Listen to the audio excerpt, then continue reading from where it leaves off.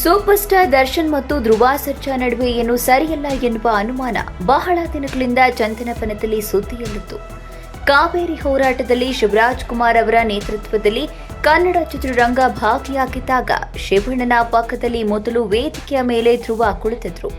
ಅಲ್ಲಿಗೆ ದರ್ಶನ್ ಆಗಮನವಾಗ್ತಿದ್ದಂತೆ ಅಭಿಮಾನಿಗಳು ಘೋಷಣೆ ಕೂಗುತ್ತಾ ಕೇಕೆ ಹಾಕುತ್ತಾ ದರ್ಶನ್ ಅವರಿಗೆ ವೆಲ್ಕಮ್ ಮಾಡಿದ್ರು. ನಂತರ ವೇದಿಕೆಯತ್ತ ದರ್ಶನ್ ಎಂಟ್ರಿಯಾಗಿತ್ತು.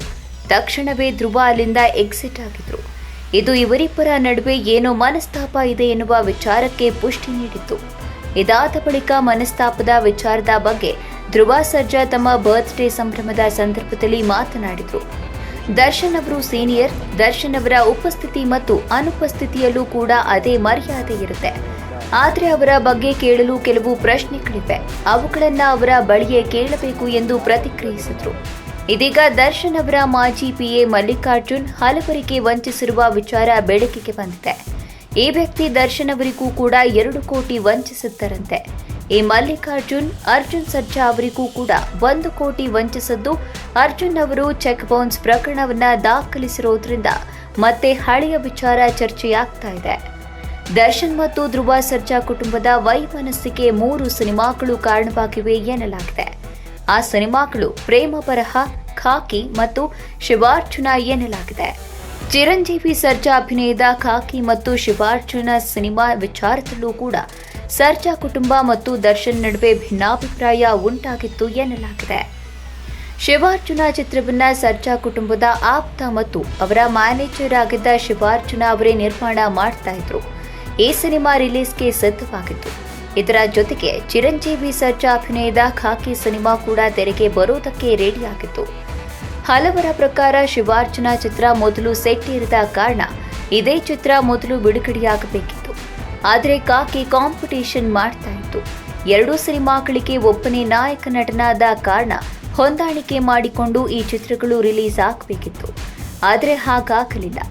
ಈ ವಿಚಾರದಲ್ಲಿ ದರ್ಶನ್ ಅವರು 2 ಚಿತ್ರಗಳಿಗೂ ಒಳ್ಳೆಯದಾಗಲಿ ಅಂತ ಒಂದು ಸಲಹೆಯನ್ನ ನೀಡಿದ್ದರಂತೆ. ಆ ಸಲಹೆಯಂತೆ ಮುಂದೆ ಖಾಕಿ ಚಿತ್ರ 2020 ಜನವರಿ 24ಕ್ಕೆ ಬಿಡುಗಡೆಯಾಯಿತು. ಇದಾದ ನಂತರ ಅದೇ ವರ್ಷ ಮಾರ್ಚ್ 12ಕ್ಕೆ ಶಿವಾರ್ಜುನ ಚಿತ್ರಮಂದಿರಕ್ಕೆ ಬಂದಿತು. ಇದರಿಂದ ಸರ್ಜಾ ಆಪ್ತ ಶಿವಾರ್ಜುನ ಅವರಿಗೆ ಹಿನ್ನಡೆಯಾಗಿತ್ತು.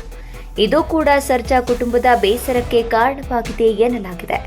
ಇವೆಲ್ಲ ಕಾರಣಕ್ಕೆ ಸರ್ಜಾ ಕುಟುಂಬ ಮತ್ತು ದರ್ಶನ್ ಅವರ ನಡುವೆ ಮನಸ್ತಾಪ ಉಂಟಾಗಿದ್ದು, ಅದು ಇಂದಿಗೂ ಕೂಡ ಮುಂದುವರೆದಿರುವ ಸಾಧ್ಯತೆ ಇದೆ. ಇದೀಗ ದರ್ಶನ್ ಅವರ ಮಾಜಿ ಪಿಎ ಮಲ್ಲಿಕಾರ್ಜುನ್, ದರ್ಶನ್ ಮತ್ತು ಅರ್ಜುನ್ ಸರ್ಜಾ ಸೇರಿದಂತೆ ಹಲವರಿಗೆ ಸುಮಾರು 11 ಕೋಟಿ ವಂಚಿಸಿರುವ ಪ್ರಕರಣ ಬೆಳಕಿಗೆ ಬಂದಿದೆ. ಅರ್ಜುನ್ ಸರ್ಜಾ ತಮ್ಮ ಮಗಳಿಗಾಗಿ ನಿರ್ಮಿಸಿ ನಿರ್ದೇಶಿಸಿದ್ದ ಪ್ರೇಮ ಬರಹ ಸಿನಿಮಾದಲ್ಲಿ ದರ್ಶನ್ ಕೂಡ ಒಂದು ಹಾಡಿನಲ್ಲಿ ಕಾಣಿಸಿಕೊಂಡು ಚಿತ್ರಕ್ಕೆ ಬೆಂಬಲವನ್ನ ನೀಡಿದ್ರು. ಈ ಚಿತ್ರದ ವಿತರಣೆಯನ್ನ ದರ್ಶನ್ ಅವರ ಹಳೆಯ ಪಿಎ ಮಲ್ಲಿಕಾರ್ಜುನ್ ಮಾಡಿದ್ರು. ಈ ಚಿತ್ರದಿಂದ ಸಾಕಷ್ಟು ನಷ್ಟವಾದ ನಂತರ ಮಲ್ಲಿಕಾರ್ಜುನ್ 1 ಕೋಟಿ ವಂಚಿಸಿದ್ದಾರೆ ಎಂದು ದೂರಲಾಗಿದೆ. ಸಹಜವಾಗಿಯೇ ಅರ್ಜುನ್ ಸರ್ಜಾ ಈ ವಿಚಾರವಾಗಿ ದರ್ಶನ್ ಮಾಜಿ ಪಿಎ ಮಲ್ಲಿಕಾರ್ಜುನ್ ಅವರ ಮೇಲೆ ಬೇಜಾರಾಗಿದ್ರು ಎನ್ನುವ ಮಾತಿದೆ. ಅಲ್ಲಿಂದ ದರ್ಶನ್ ಮತ್ತು ಸರ್ಜಾ ಕುಟುಂಬದ ನಡುವೆ ಮನಸ್ತಾಪ ಶುರುವಾಗಿದೆ ಎನ್ನುವ ಸುದ್ದಿ ಹರಿದಾಡ್ತಾ ಇದೆ. ಇನ್ನು ದರ್ಶನ್ ಮತ್ತು ತಮ್ಮ ನಡುವಿನ ಮನಸ್ತಾಪದ ಬಗ್ಗೆ ಮಾತನಾಡಿದ ಧ್ರುವ ಸರ್ಜಾ, ದರ್ಶನ್ ಅವರು ಹಿರಿಯ ನಟ, ಸೀನಿಯರ್ ಕೂಡ. ದರ್ಶನ್ ಅವರು ಇದ್ರೂ ಇಲ್ಲದಾಗಲೂ ಅದೇ ಮರ್ಯಾದೆ ಇರುತ್ತೆ. ನಾವು ಗೌರವವನ್ನ ಕೊಟ್ಟೇ ಕೊಡುತ್ತೇವೆ. ಆದರೆ ಅವರ ಬಗ್ಗೆ ಕೇಳಲು ಕೆಲವು ಪ್ರಶ್ನೆಗಳಿವೆ. ಆ ಪ್ರಶ್ನೆಗಳನ್ನ ಅವರ ಬಳಿಯೇ ನಾನು ಕೇಳಬೇಕು. ಆಗ ನನಗೆ ಸ್ವಲ್ಪ ಸ್ಪಷ್ಟತೆ ಸಿಗಬಹುದು.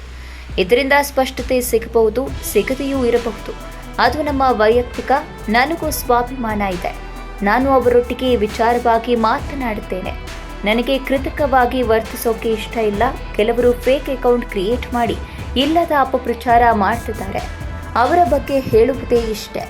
ನನ್ನಲ್ಲಿರುವ ಕೆಲವು ಗೊಂದಲ ಪ್ರಶ್ನೆಗಳಿಗೆ ಉತ್ತರ ಸಿಗಬೇಕು.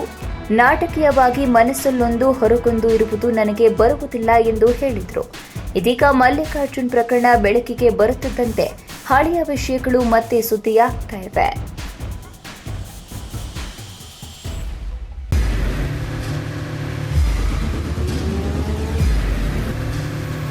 ಪ್ರಜಾಮಾರ್ಗ ನ್ಯೂಸ್, ಇದು ಜನಸಾಮಾನ್ಯರ ಧ್ವನಿ. ನಮಸ್ಕಾರ.